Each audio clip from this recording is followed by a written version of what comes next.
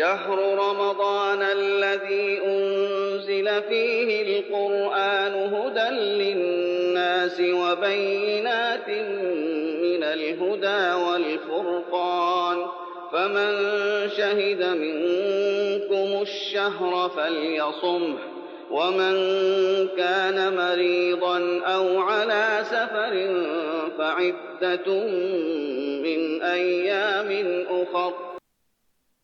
بسم الله والحمد لله والصلاة والسلام على رسول الله وعلى آله وصحبه ومن والاه أما بعد. Assalamu alaikum wa rahmatullahi ta'ala wa barakatuh. Today's hadith in our series is titled The Quran is a light on earth and a treasure in the sama, a treasure in the heavens. In the hadith reported by Abu Dhar radiyallahu ta'ala anhu, قال قلت يا رسول الله أوصيني. He said, O Messenger of Allah, advise me. قال صلى الله عليه وسلم عليك بتقوى الله فإنه رأس الأمر كله. The Prophet then said, upon you, O Abu Dhar, is to observe the taqwa of Allah subhanahu wa ta'ala, for this is the head of all matters. The taqwa of Allah subhanahu wa ta'ala. The objective behind the month of Ramadan is to obtain taqwa. At this point of Ramadan, we should ask ourselves, have we attained the objective of Ramadan? For Allah Azza wa Jalla has tested us. لِيَبْلُوَكُمْ أَيُّكُمْ أَحْسَنُ عَمَلًا. Whom of you are best in deeds? Allah Azza wa Jalla has mentioned this to us.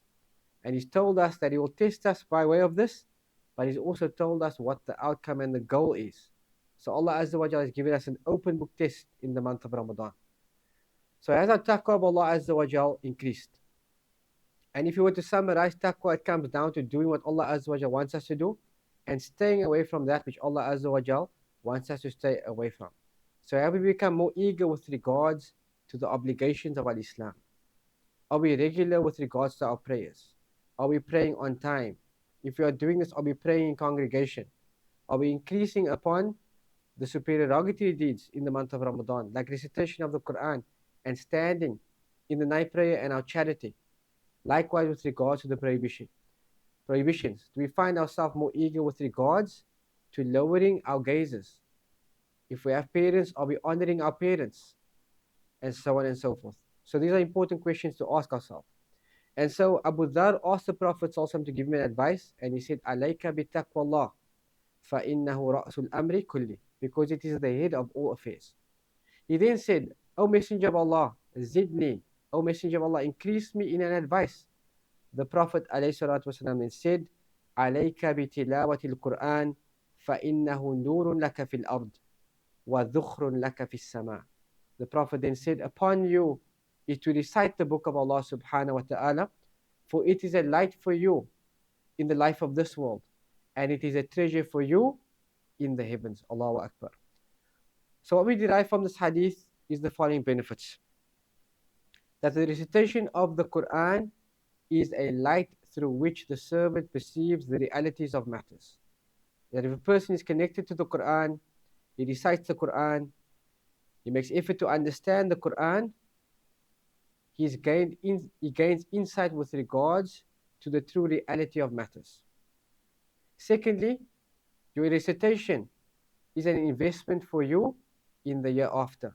It is from the Baqiyatul Salihat. It is from amongst the deeds which remain with Allah subhanahu wa ta'ala. It is your investment with regards to the year after. And thirdly, one of the prominent symbols in achieving piety is the recitation of the Quran. How do we derive this understanding? The first advice is the Prophet says, upon you is to have taqwa. And secondly, the Prophet then said, upon you is to recite the book of Allah. So if you are a person of taqwa, it means you are connected to the book of Allah. You recite it, you understand it, make effort to understand it, and you implement it. How do we bring this hadith alive in our lives, and how do we cultivate ourselves upon it? Is that we must make sure to seek advice from those who are known for piety and righteousness. And coupled with this is also people of knowledge.